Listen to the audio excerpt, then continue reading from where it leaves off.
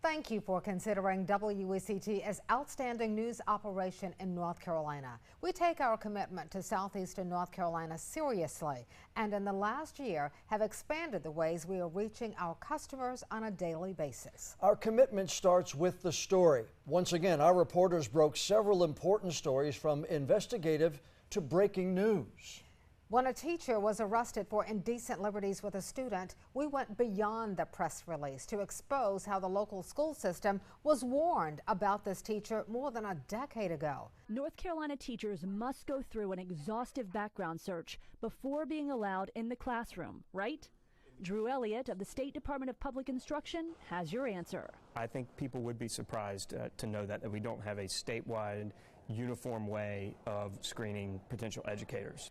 Our investigation uncovered the paper trail that failed to flag this teacher and let him go unchecked for years. We also broke the story of an investigation involving a collegiate soccer coach and alleged inappropriate contact with a participant at soccer camp.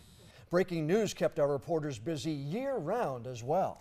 A neighborhood grocery store caught fire, and the loss was devastating for the community. We had live coverage throughout that breaking news event. Some kind of sad news to share with you, breaking from the last time we even spoke, that this fire, which started in the corner of Everybody's Supermarket, has actually completely engulfed the City Life Church next to it, as well as the Quality Cuts Barbershop and the restaurant that's next door. So we've seen it pass one firewall, and now it seems to kind of be contained to another one. But again, that first firewall failed there. I talked to the property manager on scene. She's very shaken up right now. She said that her house actually burnt down when she was a young girl, so that this is bringing up a lot of tough memories for her. Firefighters told her that they don't know how this started yet and probably won't know until tomorrow or the next day, but that they were hoping those firewalls did start. We actually see crews have pulled back right now, these ground crews. We've seen them go back and forth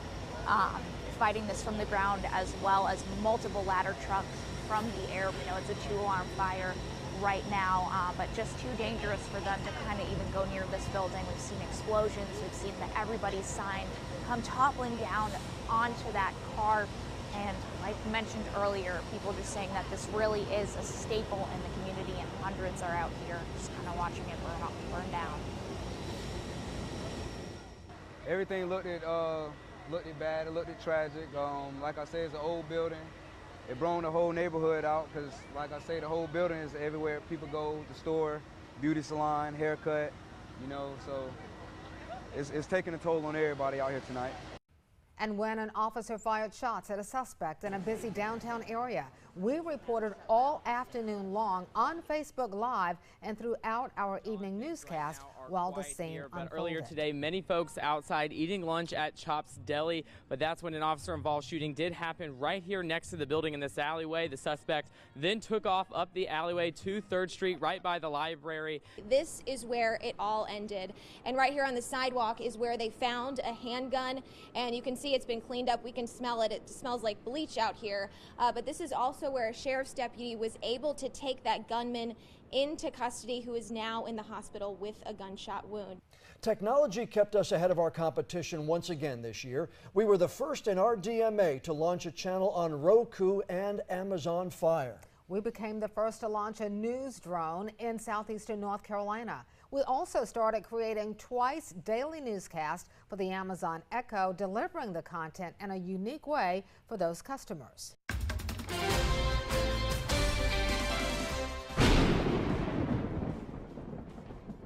That sound familiar?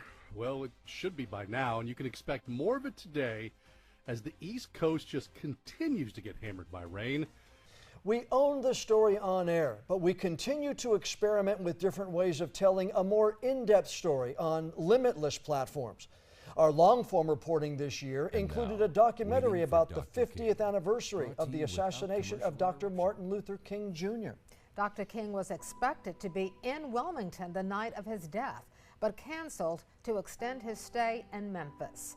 We brought together community leaders to remember that time and the event that never happened in our community. He was a leader, and our leader has died, and it was crushing.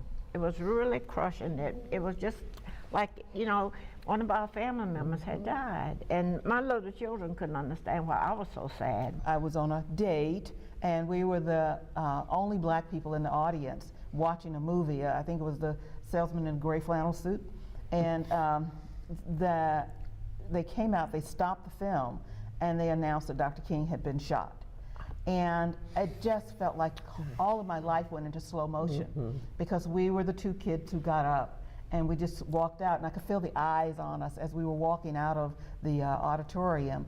And we just knew that, well, we'd just go home and be with our family because, just like you've said, it was like a death in the family. We followed local police officers for weeks on various shifts to give an in-depth sense of what life is like behind the badge.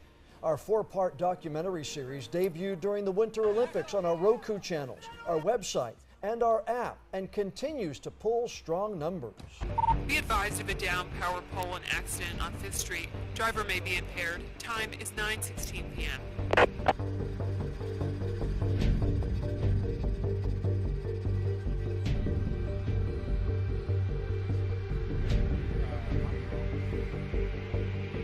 And when was the last time you said you showed up? Before work. Before work today. All right. How much did you take?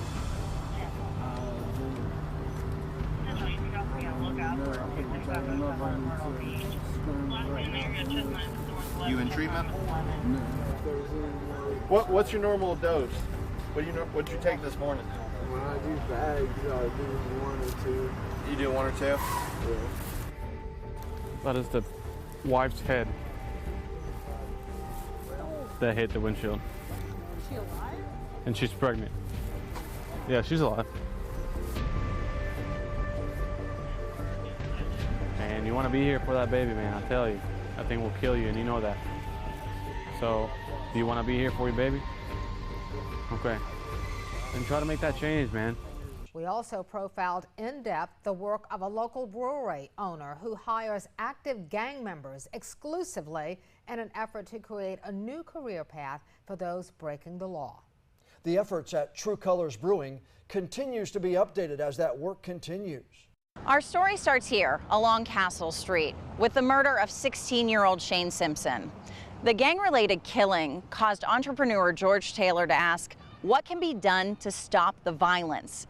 His solution, give jobs and opportunities to gang members. And today that is coming together as True Colors Brewing. We went out and we hired the leaders of all but one gang in town. The deal was, we'll put you through a 2-month startup boot camp. We're going to teach you about life skills, business skills, and beer, because it's brewery, right? So you have to learn how to brew beer. We're going to pay you $50,000 to start, and if you do well, you'll make more, because I have to compete with street money. But that wasn't the only part of the deal. As long as I'm paying you, no shots fired in your group. 9 gang leaders in all, with a lot of influence. And we know of many bullets that would have flown were it not for our guys stopping it. They're saying we don't do this anymore. Yeah. I've committed crimes before. Do you think you'll ever commit a crime again? Nah. No. Got too much to lose now. Now we have that opportunity to not only build ourselves up, but to lead the way. You know, turn your back and lead the way. We spent days inside the NICU at our local hospital to highlight the stress and joy experienced on behalf of our nurses. Nobody anticipates that they're going to be in the NICU. You're wheeled out of the hospital empty-handed. Your baby is in an intensive care unit in a bed. Grab all your cords. Taken care of completely by strangers. You go in thinking you're going to save all these people. So I just pull that out of his belly and then just refed it. Sometimes the majority of your shift may be spent helping someone die. It's scary when they get sicker. It's absolutely scary and heartbreaking. But there are bad days. Sometimes I sit in the locker room for 10 minutes and cry my eyes out before I come home, just so I have a breath of fresh air. You have to separate work and home, or you'll bring it all home. And this year, we tried something new by creating a one-person operation inside our newsroom that we call our digital studio. This laboratory is set up for one person to operate the controls, audio, video, live feeds, interviews in the field. And we had some successes, covering an hours-long standoff in our rural counties to an open election night feed, holding casual conversations with candidates waiting for returns to come in. We have now started programming 2 daily digital-only conversations at 11 a.m. and 4:30 p.m. We connect with people in the community and nationally for more in-depth discussions about news items. And we've started taking our operations on the road more often this year, reinventing a longtime WECT franchise that we call Highway 6. We will broadcast live throughout one day each month in one of our communities, highlighting all the unique aspects of this beautiful part of our country. It is fantastic here in Southport. The weather, you know, it's been kind of off and on, but there's a nice breeze here along the waterway. And we're in Southport. I don't think it gets any better than this. Yeah, well, how about our view today? Our view is the Atlantic Ocean out here. I mean, you can't get much better. Each year, WECT commits to helping the community, and once again, we were able to make a difference. We collect box fans in the summer to help elderly who may not have access to air conditioning during this stifling season. And each holiday season, we collect toys and bikes at various locations to help the Salvation Army with their community drive. We have empty racks up here where bikes have been sold. Now, I've been talking all day about a surprise that we were going to reveal at 6 o'clock. Can we please get a drum roll? We have a $10,000 donation for Weller's Wheels. And so without further ado, I'm going to introduce you to the person who is behind that huge donation, Jennifer Cranford. Jennifer Cranford and her husband, Drawn, XI Online, their company, making this huge donation. You've always been supporters, but $10,000, Jennifer, this is huge. Why? Well, we haven't always been in the position to give back, so we're in that position now, and we enjoy it, and we enjoy making kids Christmas special and making sure they have a smile on their face, and it's not always easy for parents to do that, and we understand that, so we enjoy giving back. So well, thank you. I mean, I think it's so special because people are hearing your story, and you just said you haven't always been in this position. No, we have not, so it's a blessing. We have been blessed, and we enjoy it, so glad to do it. Thank you very much, Jennifer. All right, we're going to go talk now to the Major of the Salvation Army, Major Mark Craddock. You have to be pretty excited to hear about that. I have to be honest with you, that just warms my heart. You know, and that's a lot of kids that have bicycles now that didn't have them this morning. And so we were talking earlier at the Salvation Army this Christmas, we have 800 kids that have asked for bicycles. And this is going to help us make sure that every kid gets a bicycle that asks for one. That's a great thing. And you have 800 kids asking for bicycles, but you have even more than that asking for toys. Right. We have 4,000 kids that we've adopted for Christmas.